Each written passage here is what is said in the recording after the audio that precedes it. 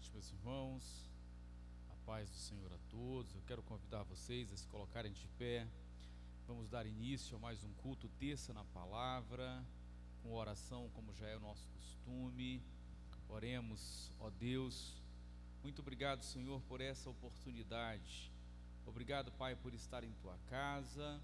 Obrigado, Deus, porque o Senhor tem nos permitido estar aqui para mais uma vez aprender, Senhor, da Tua palavra, aprender acerca daquilo que o Senhor reservou para nós nesta noite.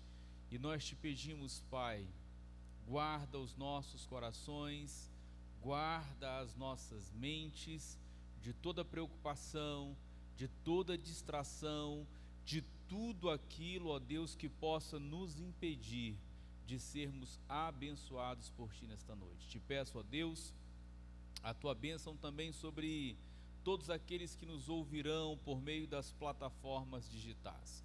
Que o Senhor os alcance, que o Senhor os abençoe onde eles estiverem, no momento em que nos ouvem, ó Pai, que a Tua mão seja sobre a vida deles também. É o que nós te pedimos no nome de Jesus. Amém. Louvado seja Deus. Podeis assentar. Meus irmãos, estamos no segundo encontro, na segunda lição do nosso estudo acerca dos 10 mandamentos. Nós iniciamos aqui na terça-feira passada a ministração desse tema. Informamos que estamos utilizando esse livro do pastor Philip Graham Ricken, que fala a respeito dos 10 mandamentos para os dias de hoje. Explicamos que a Bíblia se refere à lei. Quando a Bíblia fala de lei, ela se refere a 3 tipos de leis, e mencionamos que os 10 mandamentos fazem parte da lei moral de Deus, e que por essa razão, diferentemente das leis civis e das leis cerimoniais, elas expressam o caráter, a essência da natureza de Deus, e que, portanto, continuam obrigatórias para a igreja nos dias de hoje. Muitas vezes falamos em 10 mandamentos e parece coisa do Velho Testamento, da velha aliança, e que não precisa mais ser observado. Então nós destacamos isso aqui, que continuam válidos os 10 mandamentos para os dias de hoje.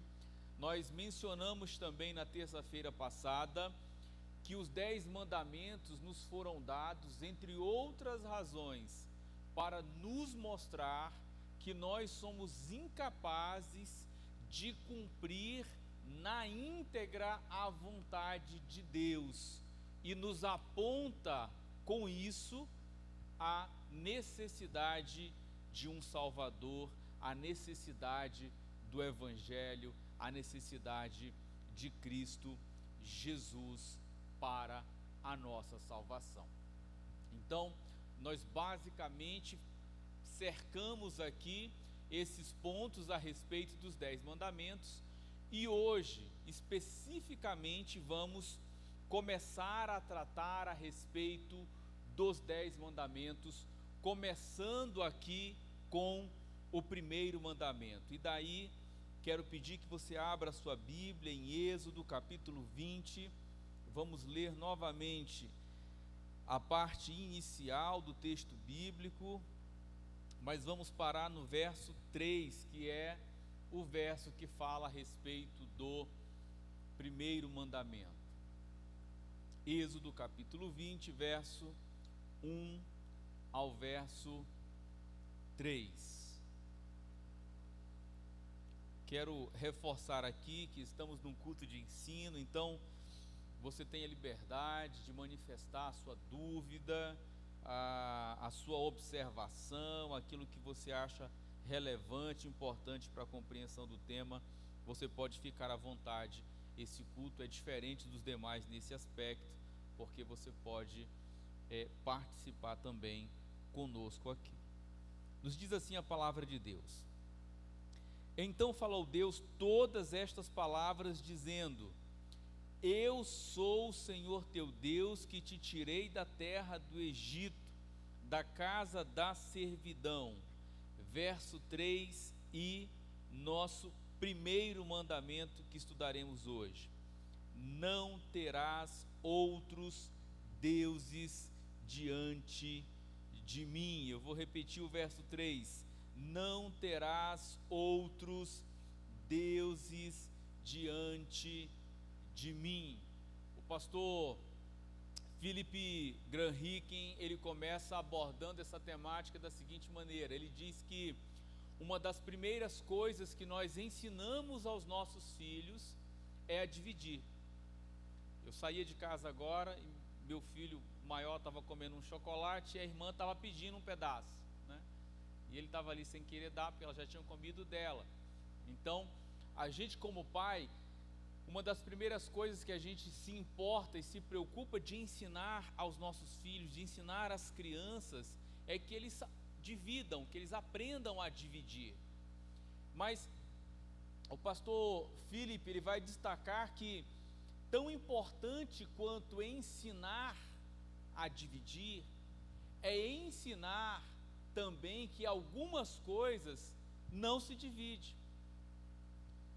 Nós aprendemos desde criança: olha, divide o lanche, divide o brinquedo, divide o tempo, divide às vezes até as roupas com o coleguinha, com o irmão, mas ele destaca, chama atenção para esse fato, que uma das coisas que nós precisamos aprender é que algumas coisas não se dividem.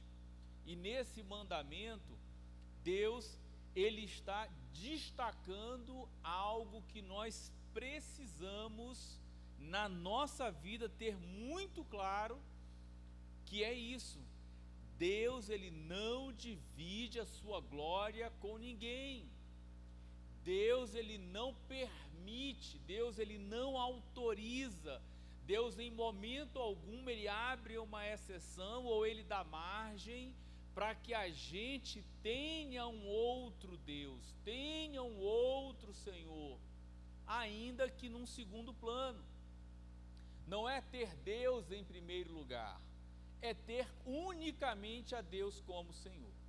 Então, o mandamento, o primeiro mandamento, ele é o mandamento fundamental. Não por acaso ele vem em primeiro lugar, porque se queremos observar, irmãos, todos os demais mandamentos, nós precisamos ter em mente que esse ponto é fundamental na nossa fé, que é começar observando o primeiro mandamento, tendo a Deus como único, não apenas como o primeiro, não apenas como um Deus, mas como o único Senhor na nossa vida.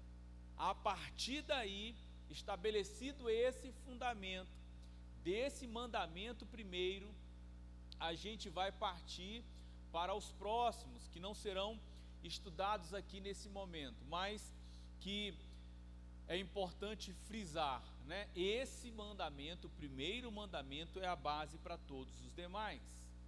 E aí destaca também o pastor Philip que esse mandamento, ele nos lembra, não sei se os irmãos têm conhecimento, mas por ocasião da reforma protestante, foram estabelecidos ali 5 solas da reforma, né? E um dos solas, que é sola gratia, né? Somente a graça, sola fide, somente a fé, soli Dei glória, somente a Deus a glória. Então, esse primeiro mandamento nos remete a isso. Sola Cristo, somente Cristo. Então, esse primeiro mandamento, ele nos remete para esse pilar, esse sola, esse fundamento da reforma protestante. Somente a Deus glória. A glória que é dada a Deus, a gente não dá a ninguém. Seja quem for a pessoa, seja qual for a importância eclesiástica que tem essa pessoa, a glória que se dá a Deus se dá somente a Deus e a mais ninguém. Amém até aqui, irmãos? Essa é a nossa parte introdutória. Para que a gente entenda esse primeiro mandamento de forma mais completa, mais ampla, é preciso que a gente entenda aqui o contexto em que foi dado. Os 10 mandamentos foram dados por Deus, como dissemos aqui na lição passada, ao povo de Israel por meio de Moisés. Deus escreveu, nos diz a palavra, com o seu próprio dedo, naquelas 2 tábuas de pedra, os 10 mandamentos e os entregou ao povo de Israel por meio de Moisés. Mas qual era o contexto, irmão Paulo, aqui? O contexto era o seguinte: o povo de Israel havia passado 400 anos sendo escravizado no Egito. Não sei se vocês se recordam, mas o povo de Israel foi para o Egito por uma providência divina. José foi vendido escravo, na verdade já era plano, propósito de Deus isso. Depois houve fome em toda a terra. Jacó, orientado por Deus, ele sobe, é erigido à condição de governador. Há fome em toda a terra, menos no Egito. Os irmãos de José vão ao Egito comprar alimento. José manda chamar os pais, toda a família de José vem. Eles habitam num território ali no Egito chamado Terra de Gósen e ficam ali. E ali eles crescem, ali eles se tornam um povo numeroso. E aí a gente sabe que Moisés nasce num contexto em que o povo de Israel já era uma nação forte, numerosa e representava uma ameaça. Então, já havia se passado muito tempo. O povo de Israel ficou escravizado ali 400 anos do Egito, até que eles oram a Deus. Deus ouve a oração, levanta Moisés como libertador. Moisés vai ao Egito, Moisés tira o povo de lá por meio de milagres operados por Deus ali, e Deus sai com esse povo do Egito rumo à terra de Canaã, a terra prometida. Então, o contexto em que nós nos encontramos aqui é exatamente esse: um povo recém-saído do Egito, onde eles haviam ficado ali por cerca de 4 séculos, e estão a caminho, estão indo em direção à terra de Canaã. Só que tem uma questão aqui que precisa ser destacada. O povo, a nação egípcia, era uma nação politeísta. Que é isso, irmão Paulo? O politeísmo, ele pode ser conceituado como o ato de adorar a muitos deuses. Então, o povo do Egito adorava muitos deuses. Eles adoravam os deuses dos campos, dos rios, da luz, da escuridão, do sol, tempestade.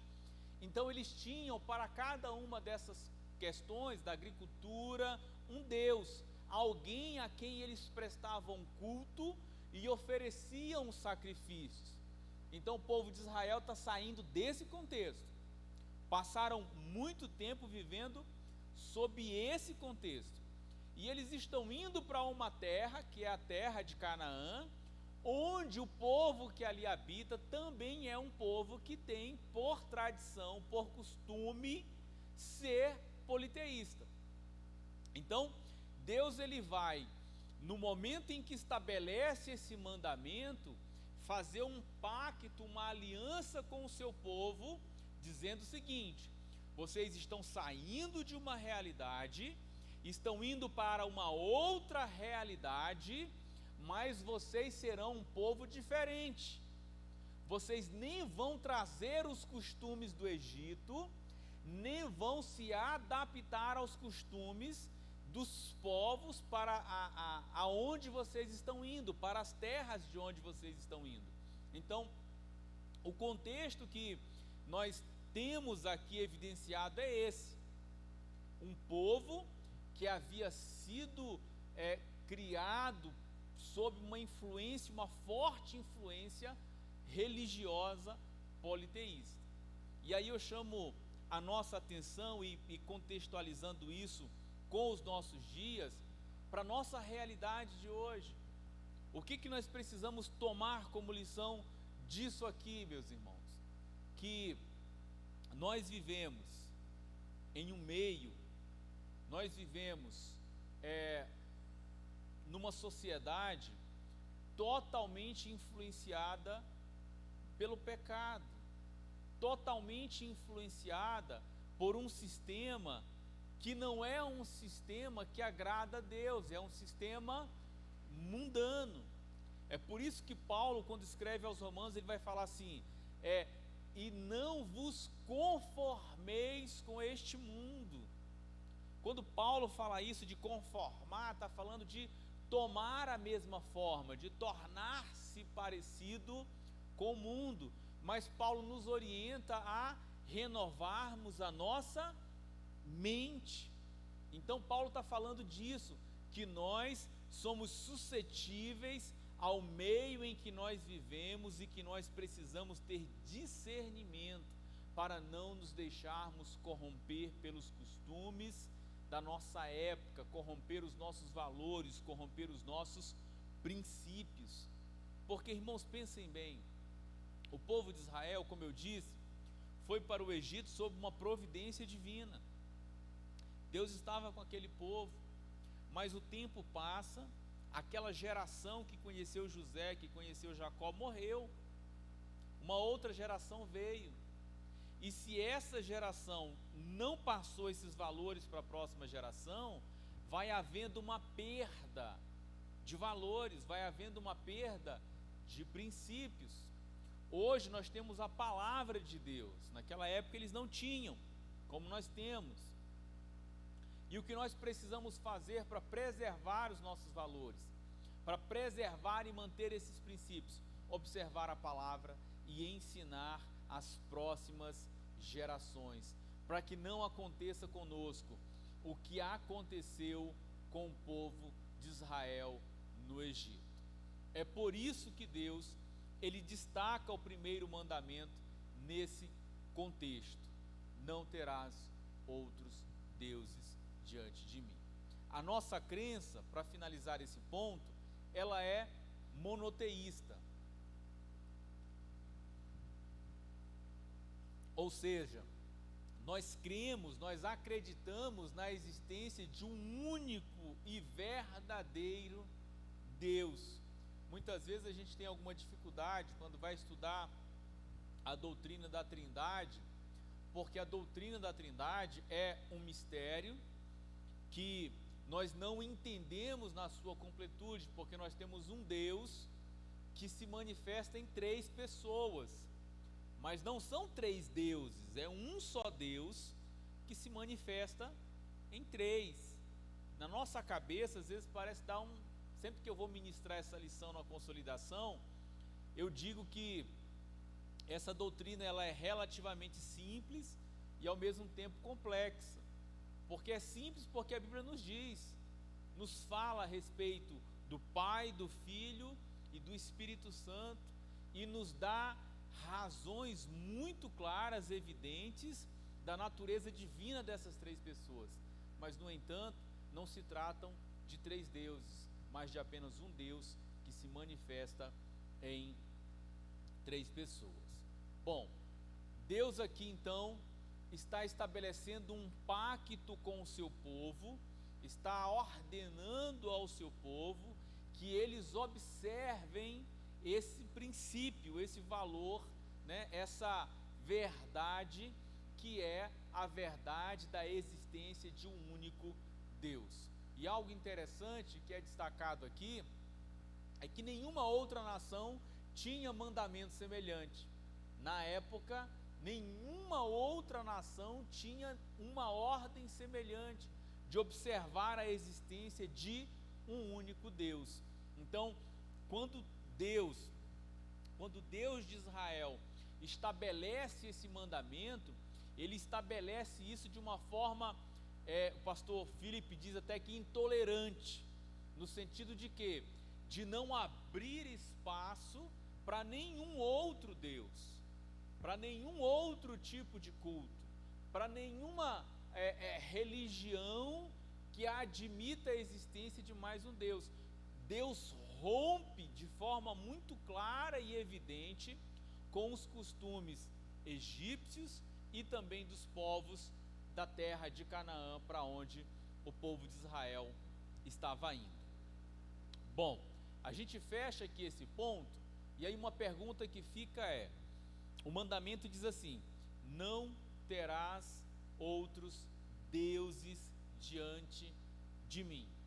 Nós vimos aqui que Deus, por meio da sua palavra e em diversas ocasiões, vai afirmar que só existe um único e verdadeiro Deus.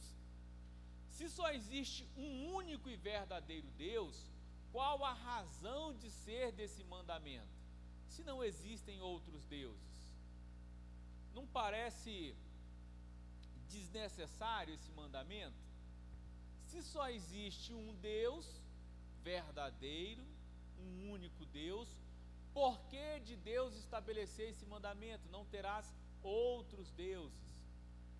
E aí é bom frisar aqui, né? Sempre que a gente falar em Deus ou deuses, que não o Deus verdadeiro, Criador dos céus e da terra, falamos em Deus com D minúsculo. Bom, a Bíblia, ela insiste que só existe um único Deus, e isso em diversas passagens. Isso é um fato, isso é evidente. Isaías 45, 21 vai dizer assim: não há outro Deus senão eu, Deus justo e salvador, não há fora de mim. Paulo, escrevendo aos Coríntios, lá na primeira carta aos Coríntios, capítulo 8, verso 4, vai dizer assim: sabemos que o ídolo nada é no mundo, e que não há outro Deus senão um só. Fato, a Bíblia afirma de modo muito claro que só existe um Deus. Mas, se isso é verdade, e sabemos que é verdade, qual é o sentido de um mandamento nos dizer para não termos outros deuses? A resposta, o pastor Philip Graham vai nos trazer, é a seguinte: é que mesmo os falsos deuses, observem, mesmo os falsos deuses detêm uma espécie de poder espiritual sobre quem os adora. Mesmo os falsos deuses detêm uma espécie de poder espiritual sobre quem os adora. Mesmo sendo falso, irmãos, nós precisamos ter essa percepção e esse discernimento. São falsos? São, mas são poderosos espiritualmente para nos afastar da adoração ao verdadeiro Deus. E nós vamos falar mais adiante que existe uma influência espiritual por trás desses falsos deuses. Por isso que nós precisamos, e o objetivo desse estudo é não apenas enfatizar que nós não podemos ter outros deuses, mas destacar o fato de que muitas vezes, sem perceber, na nossa vida nós constituímos alguns falsos deuses. Sem perceber, a gente acaba constituindo alguns falsos deuses. A gente vai falar nisso mais adiante. Mas eu queria voltar para cá e dizer o seguinte: a razão pela qual os falsos deuses têm este poder de escravizar é porque as forças, percebam, irmãos, isso é muito forte. O pastor Felipe vai trazer isso aqui, e eu fiz questão de destacar e trazer para os irmãos. Ele diz que os falsos deuses têm este poder de escravizar, porque as forças demoníacas os usam para ganhar o domínio sobre os seus adoradores. Por trás de todo falso ídolo existe uma ação espiritual demoníaca que vai fazer com que a pessoa sinta alguma espécie de prazer, sinta alguma espécie de resultado, proveito na adoração àquele ídolo. E isso vai trazer para ela algum resultado. Porque se pararmos para pensar, irmãos, a Bíblia nos diz que o diabo pode se transformar até em um anjo de luz. Então, precisamos entender isso. Nem tudo que é sobrenatural, nem tudo que é milagre é de Deus. Algumas pessoas fazem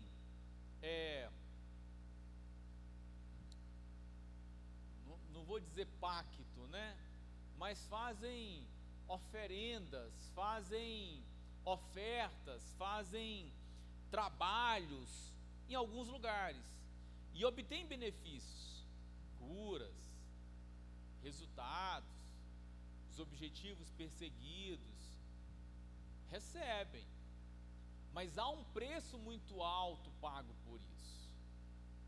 As pessoas não percebem, mas as forças espirituais demoníacas estão trabalhando para que a mente, para que aquelas pessoas sejam presas nessas redes voltadas ao culto a esses deuses.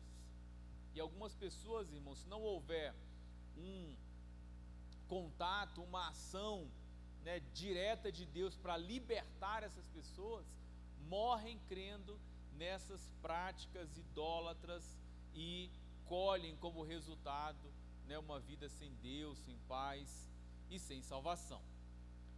E a razão pela qual, a gente voltando um pouquinho na história, Deus ele não apenas tira o povo de Israel do Egito, porque Deus ele comissiona Moisés, fala, ó, vai lá e tira o meu povo, e Moisés vai, mas se a gente voltar no texto e for ler com cuidado, a gente vai ver que por diversas vezes o coração de Faraó é endurecido para não deixar o povo ir, e Deus faz isso de forma pensada, não é por acaso.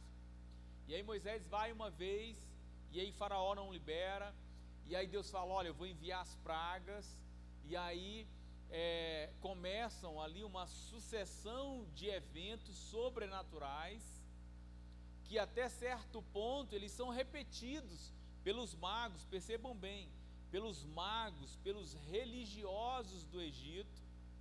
Eles até certo ponto eles conseguem fazer as mesmas coisas que Moisés e Arão faziam, mas aí Deus vai derramando, exercendo juízo sobre aquela nação, para provar que só há um Deus verdadeiro e um Deus poderoso. Então Deus não apenas, irmãos, liberta o povo do Egito. O propósito de Deus com tudo isso é libertar o povo também da idolatria, do politeísmo egípcio. É mostrar que há um único Deus. Tanto que no verso 20 aqui, quando Deus ele vai entregar, quando ele vai falar, né, dizer os 10 mandamentos, ele começa no verso 2 enfatizando exatamente esse ponto: eu sou o Senhor teu Deus que te tirei da terra do Egito, da terra da servidão. Deus traz à memória do povo de Israel o Deus poderoso que eles serviam, a quem eles serviam e a quem deveriam servir. Então, fica claro, irmãos, aqui, que de fato não existem outros deuses, mas existem deuses falsos, deuses esses que são manipulados ou pelo homem, ou diretamente ou indiretamente por meio de espíritos malignos, e que prendem as pessoas e que cativam as pessoas na idolatria, no culto que não é um culto prestado a Deus. Amém?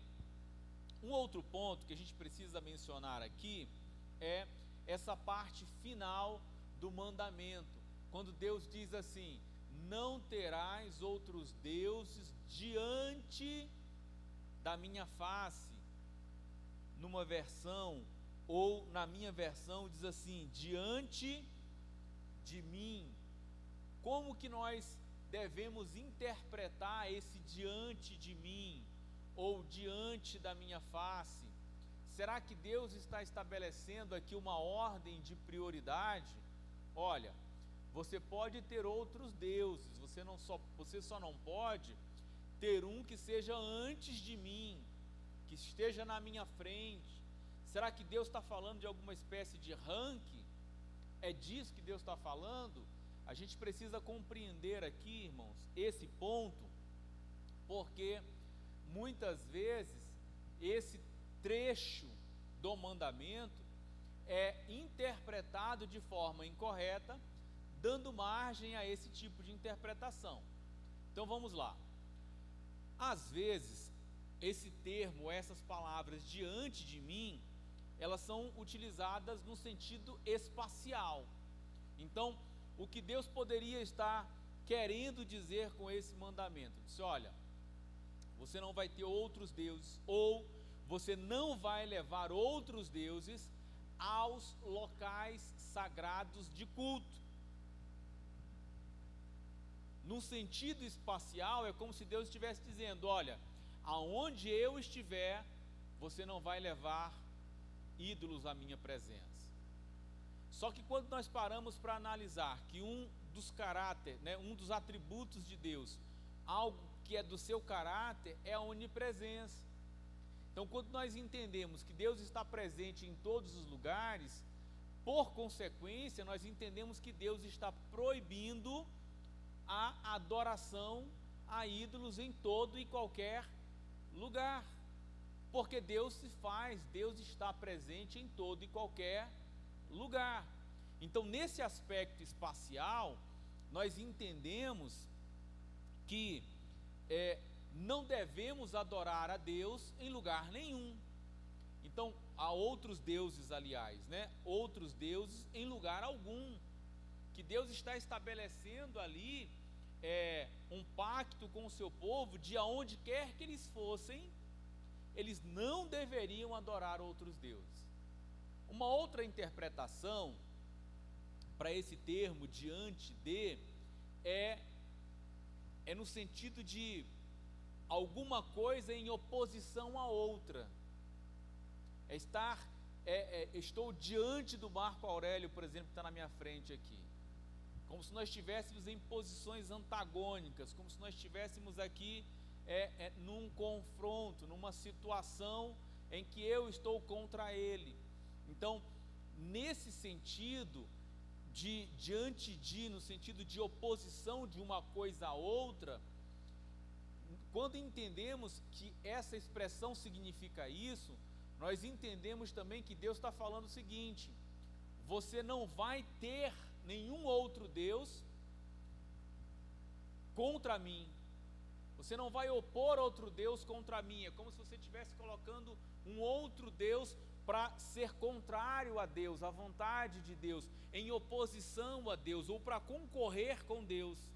Então, seja no aspecto espacial, seja no aspecto da contrariedade, da oposição, em qualquer que seja o sentido, a Bíblia não deixa margem para que a gente tenha qualquer tipo de compreensão de que Deus autorizou que você tenha um outro Deus, desde que não seja contrário ao seu Deus, desde que esteja no mesmo sentido ao seu Deus, desde que seja um Deus bonzinho, desde que seja um Deus da paz, desde que seja um Deus do amor.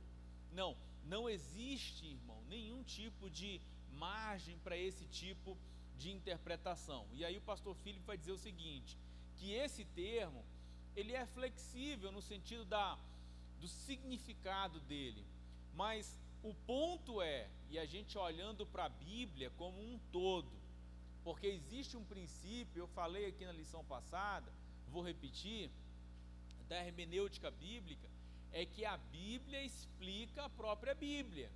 Então, se nós temos um termo que naquele ponto ali, naquele texto específico, ele não está muito claro na leitura, na interpretação literal ou gramatical do texto, o que a gente faz?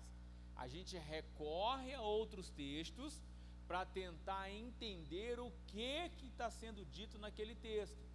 Porque a Bíblia, irmãos, em que pese ter sido escrita, né, em muitos anos e por muitos autores, ela é a palavra de Deus e foi inspirada pelo mesmo Deus, então ela não se contradiz.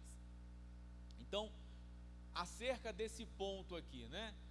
O ponto é que quando se trata de adorar a Deus é tudo ou nada. E sempre tem sido assim. Trago alguns exemplos. No Monte Sinai, quando Deus deu a lei a Moisés, ele falou isso: não terás outros deuses diante de mim. Quando Josué, que sucedeu Moisés na condução do povo de Israel, quando o povo estava prestes a entrar na terra de Canaã, até o texto que tem na nossa camisa, Marcos, Josué 24:14, quando o povo está prestes a entrar na terra de Canaã, Josué reúne o povo e faz uma renovação dessa aliança. E aí Josué vai dizer para eles: deitai fora os deuses aos quais serviram os vossos pais, e servi ao Senhor. E ele vai dizer assim: escolhei hoje a quem sirvais. E no final ele vai fazer um compromisso pessoal dele, ele vai falar: porém eu e a minha casa serviremos ao Senhor. Está lá em Josué 24, versos 14 e 15. Então, a gente percebe, no Monte Sinai, Moisés muito claramente fala a respeito de não adorar outros deuses. Lá mais adiante, Josué também vai pontuar essa necessidade de deixar de lado, jogar fora ou deitar fora todo e qualquer outros deuses que o povo de Israel adorava lá no Egito. No Monte Carmelo, no episódio também muito conhecido e famoso, Elias, ele confronta os profetas de Baal. E ali o povo de Israel estava meio que em dúvida sobre a quem deveriam servir. Tanto que Elias fala, disse: olha, se Deus é Deus, servia a Ele hoje. Se Baal é Deus, servia a Ele hoje. Por que estáis cocheando entre dois pensamentos? Ou seja, por que vocês estão em dúvida a respeito disso? Então Elias conclama o povo a tomar uma posição em relação à idolatria. E por último aqui, cito palavras do próprio Jesus, Mateus 6:24, Jesus vai dizer assim: ninguém pode servir a dois senhores. Não se pode servir a Deus e a Mamon. Mamon era, algumas versões vai traduzir aqui por riquezas, era o Deus das riquezas, era o Deus da prosperidade, era a esse Deus que as pessoas sacrificavam para se tornarem ricas, prósperas. E aí Jesus vem e diz: olha, não dá para servir a dois senhores, ou você vai servir a Deus, ou você vai servir a Mamon. Então fica muito claro, irmãos, aqui nesse ponto, que em momento algum essa expressão, essa parte final do mandamento, diante de mim, abre margem para você cultuar algum Deus ou qualquer outra coisa que não o Senhor. Amém? E uma coisa interessante é que o pluralismo religioso não é algo recente. Sempre houve outros deuses clamando por nossa atenção e Deus sempre exigiu nossa lealdade exclusiva. A gente vai tocar num ponto, a gente vai começar a falar dele agora, mas parece que essa coisa de idolatria é algo passado. Irmão Paulo, mas a gente não vê mais ninguém se prostrando diante de uma estátua de pedra, de um Deus. A gente pode até ver menos, mas os ídolos, eles continuam vivos nos nossos dias e continuam desafiando a gente a permanecer fiel somente a Deus. Amém? Então, um outro ponto aqui, antes da gente entrar no ponto seguinte, é que existe um princípio interpretativo que o pastor Phillips menciona no capítulo 3 do livro, que ele diz o seguinte: todo mandamento, ele é ao mesmo tempo positivo e negativo. Quando o primeiro mandamento, por exemplo, fala para não termos outros deuses, ele é um mandamento negativo, fala para não termos. Mas a interpretação do oposto deve ser aplicada à nossa vida. Não entendi, irmão Paulo. Vou pegar um exemplo de outro mandamento. Vamos lá para o mandamento que diz assim: não dirás falso testemunho. Esse mandamento nos manda o quê? Não mentir.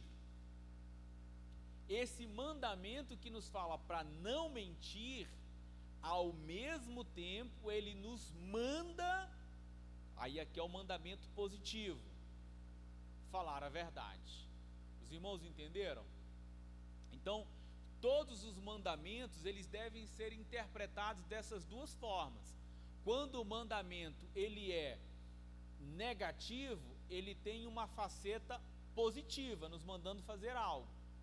Quando ele é positivo, existe uma faceta negativa dele. Por exemplo, quando manda honrar pai e mãe, é positivo, honrar pai e mãe.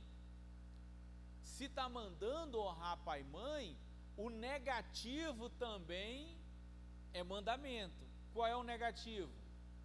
Não desonrar pai e mãe. Então, eu estou proibido de fazer isso.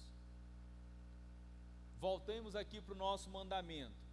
Quando o mandamento nos diz, o primeiro mandamento, para não termos outros deuses diante do Senhor, o mandamento positivo para a gente é: devemos adorar unicamente o nosso Deus. É um mandamento para nós adorarmos o Deus verdadeiro. Então é por isso, irmãos, que todo crente, toda pessoa que serve a Deus verdadeiramente, ele é naturalmente impelido a prestar culto a Deus, ao Senhor. Por quê? Porque nós nascemos com uma essência de adoração. Então, ou a gente vai adorar a Deus, irmãos, ou a gente vai adorar uma outra qualquer coisa. Por isso que o nosso culto, esse mandamento nos manda de forma positiva a prestar culto somente a Deus. Amém até aqui? Posso continuar? Está sendo bênção? Vamos lá. Quero falar aqui de um cara, de uma pessoa, de uma personalidade bíblica muito interessante, muito importante, muito relevante, mas que nos deixou alguns exemplos acerca do que não se deve fazer. E essa pessoa é o rei Salomão. Salomão, irmãos, foi o homem mais sábio da história. Foi o rei mais importante do mundo antigo. Era o mais poderoso que sua nação já tinha visto. Tinha cavalos e carros aos milhares. Esmagou os seus inimigos. Expandiu seu reino até se estender as montanhas até o mar. Foi o rei que mais rico que a sua nação já tinha visto. O seu palácio, nos diz a Bíblia, estava cheio de ouro, e não havia prata nos utensílios reais na época do seu reinado. E sabe por que não havia, irmãos? Porque na época a prata era algo tão comum que não eram utilizados nos utensílios reais.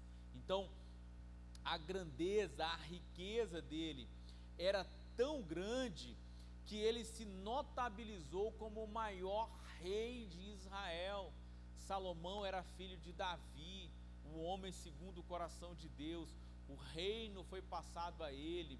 E houve um episódio, está lá em 1 Reis, abra sua Bíblia se você puder, capítulo 3, no verso 5, em que Deus aparece a Salomão e diz o seguinte: e em Gibeão apareceu o Senhor a Salomão de noite em sonhos e disse-lhe: pede o que quiseres que te dê. Imagina hoje, Marcos, você vai dormir e aí Deus aparece para ti em sonhos e aí te faz exatamente essa proposta: pede-me o que quiseres. Vocês já pararam para pensar nisso? Se Deus hoje aparecesse em sonhos para você e falasse assim: Ender, pede para mim o que você quiser, o que você pediria?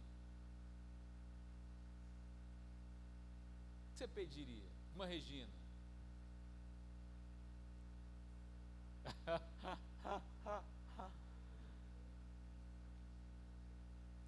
Era a oportunidade de uma vida, irmãos. Ele já era rei, ele podia pedir qualquer coisa que ele quisesse. E a resposta dele revelaria o quê? O Deus que ele queria servir. Eu achei forte isso aqui. O pastor Felipe destaca isso. Porque quando Deus nos dá a oportunidade de nós fazermos o que nós quisermos, aquilo que nós fizermos ou aquilo que nós pedirmos, vai revelar o que está no nosso coração. Vai revelar aquilo que é mais importante para nós. E o que Salomão pede, irmãos? Antes aqui, ele poderia pedir riquezas, podia pedir poder, mais poder, podia pedir a morte dos seus inimigos, ele poderia pedir prazeres, muitas mulheres, mas Salomão não pediu nada disso. O que ele pediu para Deus foi sabedoria, para governar o povo de Deus com justiça. E o que ele recebeu? Ele recebeu sabedoria, e junto com isso ele recebeu poder, junto com isso ele recebeu dinheiro, bens, mulheres, autoridade, fama, honra, tudo isso veio junto. Mas o coração dele naquele momento estava voltado para Deus de tal forma que ele pediu sabedoria. O que Salomão precisava fazer, irmãos, diante disso? Porque ele pediu e lhe foi concedido. Ele só precisava dar a Deus glória, e em particular tinha que obedecer o primeiro mandamento, recusando-se a servir qualquer outro Deus. Porém, não foi o que Salomão fez. Parece um paradoxo, Um homem que deu uma resposta tão sábia e que recebeu de Deus sabedoria, não obedecer o primeiro e mais elementar dos mandamentos, como dissemos aqui no início.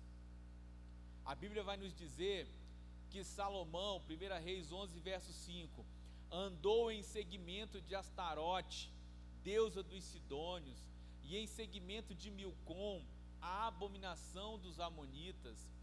Conta também como Deus respondeu a ele, lá nos versos 9 a 11 do capítulo 11, diz assim: pelo que o Senhor se indignou contra Salomão, porquanto desviara o coração do Senhor Deus de Israel, o qual 2 vezes lhe aparecera, e acerca desta matéria lhe tinha dado ordem que não andasse em seguimento de outros deuses. Porém não guardou o que o Senhor lhe ordenara, pelo que disse o Senhor a Salomão: visto que houve isso em ti, que não guardaste o meu concerto e os meus estatutos que te mandei, certamente rasgarei de ti este reino. Salomão, irmãos, ele começa bem, prestem atenção, ele começa bem, mas no caminho ele se deixa perverter. O coração dele é mudado. A vontade e os princípios dele são mudadas. E é aí que nós precisamos ter cuidado, porque quando nós olhamos para Salomão e olhamos para o que aconteceu com Salomão, a gente às vezes não entende. Sabe aquela pessoa que desvia da igreja? Às vezes a pessoa está aqui, louva que é uma maravilha, prega que é uma maravilha, serve que é uma maravilha, o coração inteiramente voltado para Deus. Daí a pessoa tropeça em algo, se afasta um pouquinho da comunhão com a igreja, de repente você passa pela rua e vê a pessoa atolada, afundada no pecado, e você não entende, fala, cara, como que essa pessoa, em tão pouco tempo, era uma bênção e agora está vivendo isso? A vida de Salomão, ela vai nos mostrar um pouco sobre isso.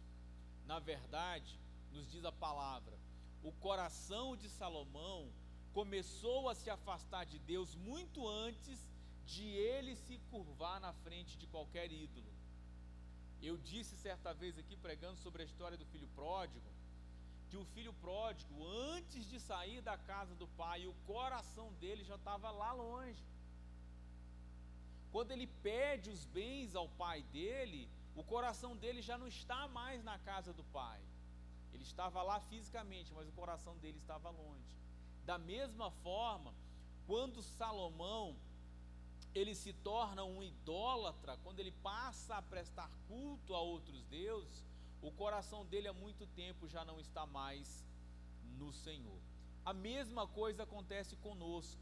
O caso da pessoa que desvia, às vezes é um pecadinho, irmãos, né? Já não existe pecadinho nem pecadão, mas eu digo assim, é algo que poderia ser resolvido com uma confissão, um arrependimento, um gabinete, e aí a pessoa, o orgulho, não deixa ela fazer isso, e ela vai guardando aquilo, e o inimigo vai tomando força sobre a vida dela, a mente dela, e o coração vai se fechando para Deus, a mente vai cauterizando, e a pessoa vai se afundando naquilo, vai se afastando, se afastando, se afastando, quando percebe já está muito longe de Deus. Bom, com Salomão foi mais ou menos assim. Ele não pediu a Deus ouro, mas com o tempo começou a servir o Deus da riqueza. É engraçado que o capítulo 6 de 1 Reis vai dizer que Salomão edificou uma casa para Deus em 7 anos.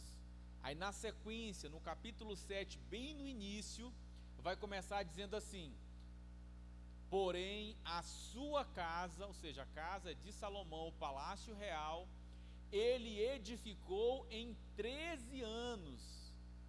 O próprio capítulo 7 já começa dizendo assim: ele fez a casa de Deus em 7, mas a dele, com quase o dobro do tempo, ele concluiu. Então ele começa a focar na riqueza, começa a focar no que é material. E a Bíblia, irmãos, ela não tem textos aleatórios.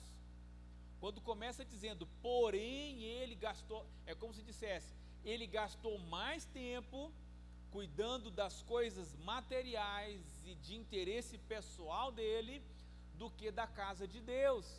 A pessoa gasta 7 anos para fazer a casa de Deus, mas para fazer o palácio real ele gastou 13. Outra coisa, ele passou a adorar o poder.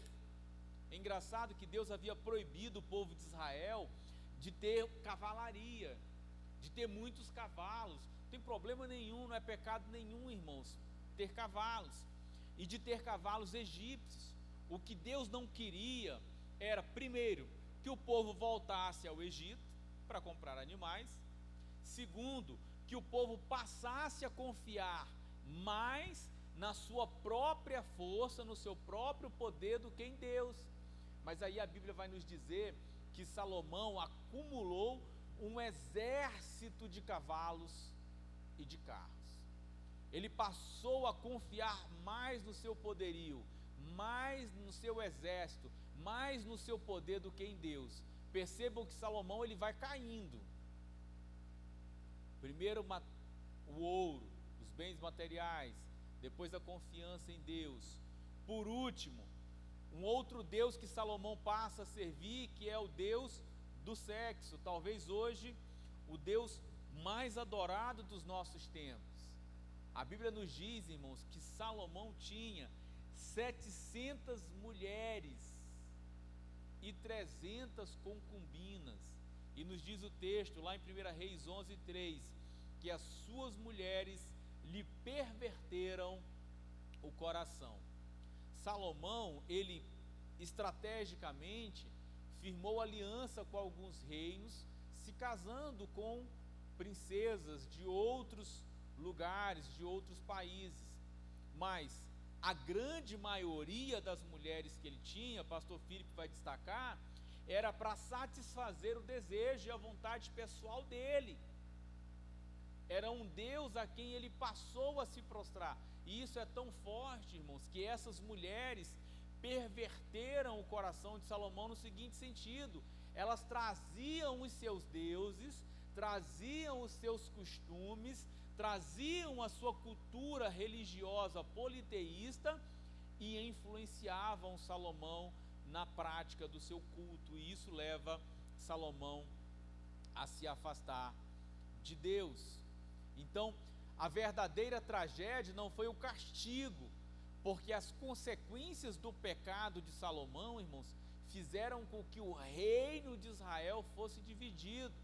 A gente anda um pouquinho na história, a gente vai ver que dali para frente, não no reinado dele, porque Deus diz assim: não vou dividir no seu reinado por amor a Davi, mas o reino será dividido na sua descendência, no reino do seu filho.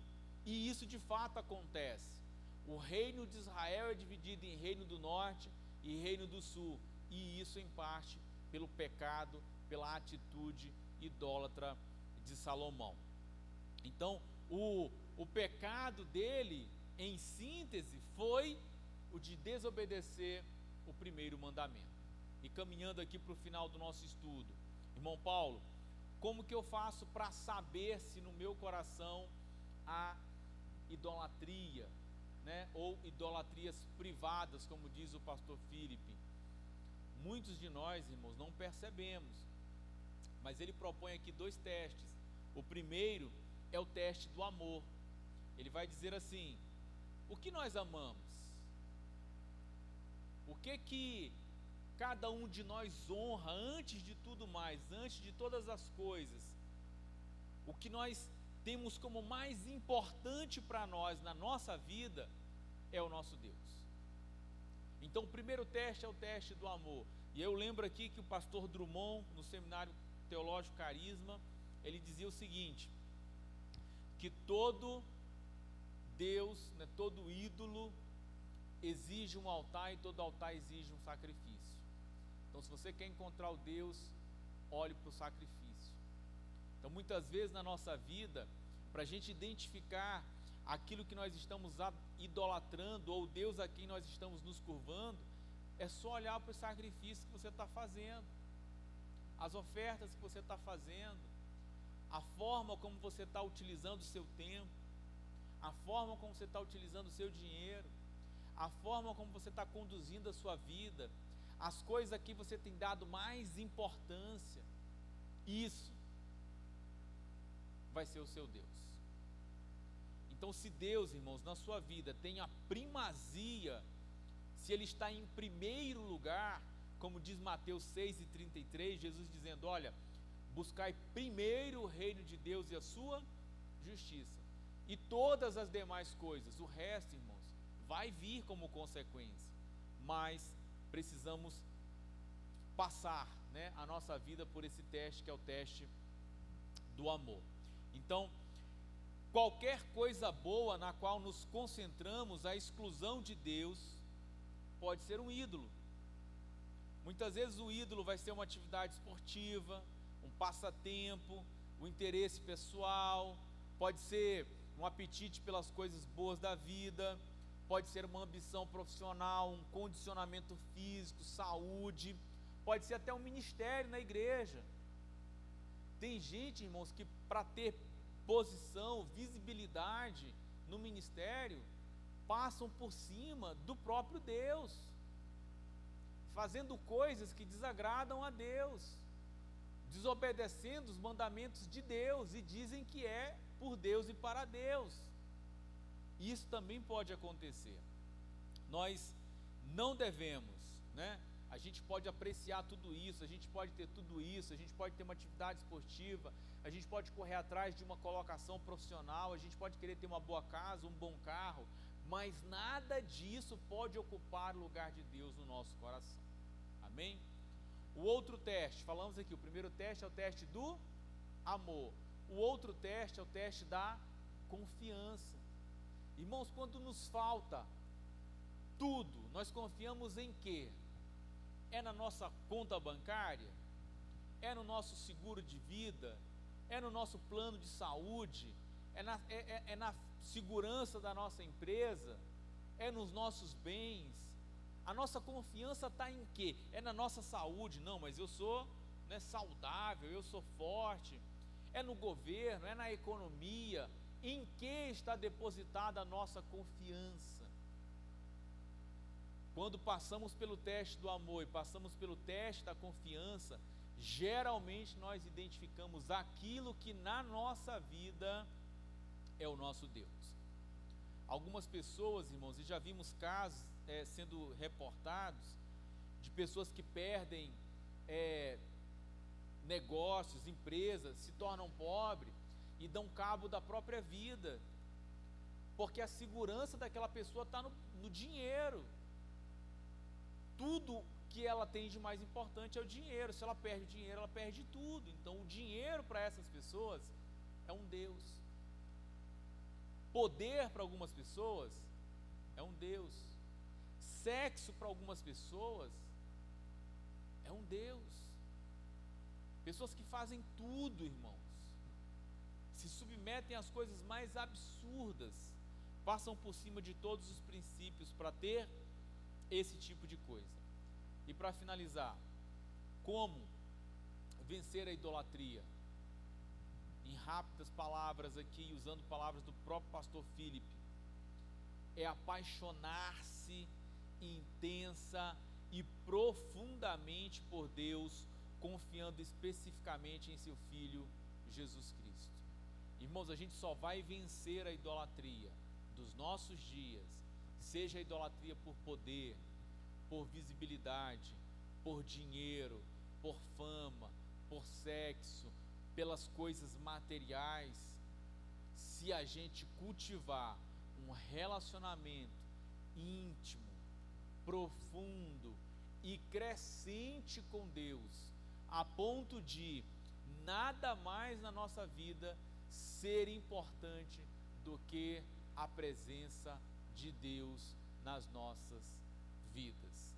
Se nós não fizermos isso, nós, a exemplo de Salomão, vamos nos deixando levar por vários pecados que ao final vão nos afastar definitivamente de Deus e nos levar à prática da idolatria. Amém? Encerro aqui, abro a oportunidade para perguntas, caso os irmãos queiram perguntar, fazer algum comentário. Marco Aurélio, por favor.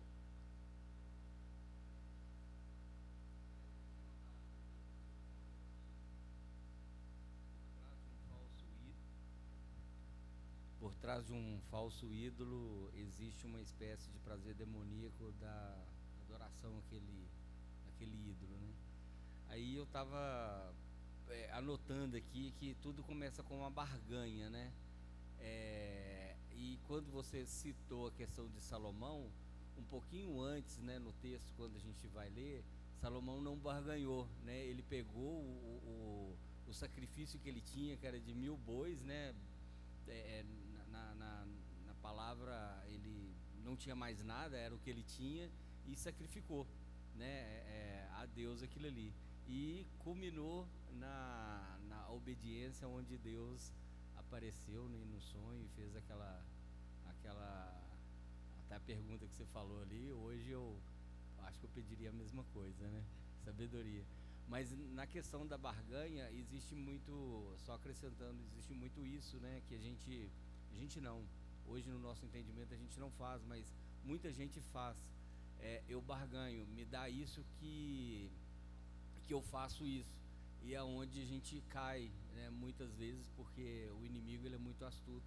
Ele vai te dar o que você quer agora, mas o que ele quer ele vai pegar lá na frente. Entendeu? Só uma acréscimo. Obrigado, Marco. É isso mesmo, irmãos. Muita gente, é importante isso que o Marco falou pela seguinte razão. Muita gente busca a Deus não porque quer Deus, mas é porque quer aquilo que Deus pode dar. Quer barganhar com Deus. A pessoa fala assim: Senhor, se eu for rico, se minha empresa for maior, eu vou ser fiel. O cara está querendo ser rico. Se você for fiel, irmãos, e houver um propósito de Deus nisso, você pode ser rico, prosperar, mas não que você deva barganhar com Deus como se você estivesse manipulando Deus. Até porque, irmã Regina, quando a gente vai estudar lá sobre as obras da carne, a gente vai ver que feitiçaria é uma das obras da carne. Na acepção do termo ali, a gente vai ver que feitiçaria é manipulação dos elementos naturais com o propósito de se obter aquilo que se quer. Então, tentar manipular Deus é feitiçaria, seria uma obra da carne. Então, a gente precisa ter muito cuidado com isso. Obrigado, Marco. Vamos ficar de pé, irmãos, vamos orar.